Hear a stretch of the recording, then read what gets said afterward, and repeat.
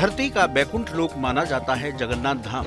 शास्त्रों के मुताबिक यहाँ श्री हरि साक्षात निवास करते हैं। इनके साथ ही भगवान कृष्ण का प्रिय धाम है जगन्नाथ। धर्म शास्त्रों के मुताबिक जगन्नाथ धाम का दर्शन करने मात्र से व्यक्ति को सभी पापों से मुक्ति मिल जाती है।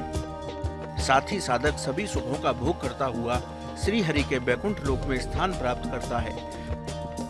भगवान जगन्नाथ के इस पावन धाम से अधिक चमत्कार जुड़े हुए हैं। इन्हीं में से एक है भगवान जगन्नाथ का महाप्रसाद।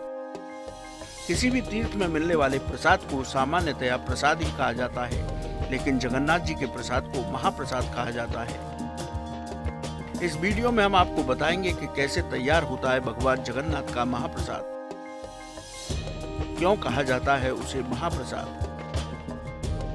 मान्यता है कि भगवान जगन्नाथ का भोग मां लक्ष्मी की देखरेख में तैयार होता है। भगवान जगन्नाथ हर रोज 56 तरह के व्यंजनों का भोग लगाते हैं। इस प्रसाद को एक खास रसोई में तैयार किया जाता है। जगन्नाथ जी की रसोई दुनिया की सबसे बड़ी रसोई है। इस रसोई में 500 रसोइये और उनके 300 सहयोगी महाप्रसाद तैयार करते हैं। भगवान का भोग चूल्हों पर बनाया जाता है। इसे तैयार करने का भी अलग तरीका है। सारे पदार्थ मिट्टी के बर्तनों में तैयार किए जाते हैं। प्रसाद तैयार करने के लिए 7 बर्तन एक के ऊपर एक रखे जाते हैं।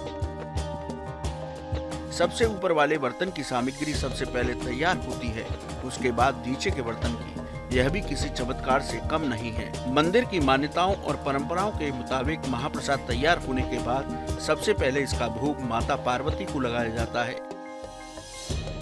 इस मंदिर परिसर में बिमला देवी नाम से माता पार्वती का मंदिर है। इसके बाद ही भगवान जगन्नाथ को भोग लगाया जाता है। ऐसी मान्यता है कि एक बार माता लक्ष्मी ने भगवान की इच्छा से ही नारद मुनि को यह प्रसाद भगवान की अनुपस्थिति में दे दिया था। तब से भगवान जगन्नाथ के सामने महाप्रसाद ग्रहण नहीं किया जाता।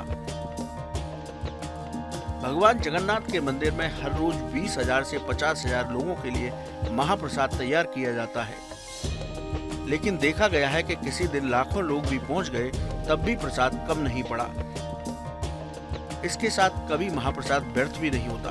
कहते हैं जैसे ही मंदिर के कपाट बंद होते हैं वैसे ही महाप्रसाद पूरा समाप्त हो जाता है। शास्त्रों के मुताबिक जो व्यक्ति इस महाप्रसाद को खा लेता है उसके जीवन के सारे कष्ट समाप्त हो जाते हैं। उसके मन में भगवत भक्ति का संचार होने लगता है। कैसी लगी आपको हमारी ये जानकारी?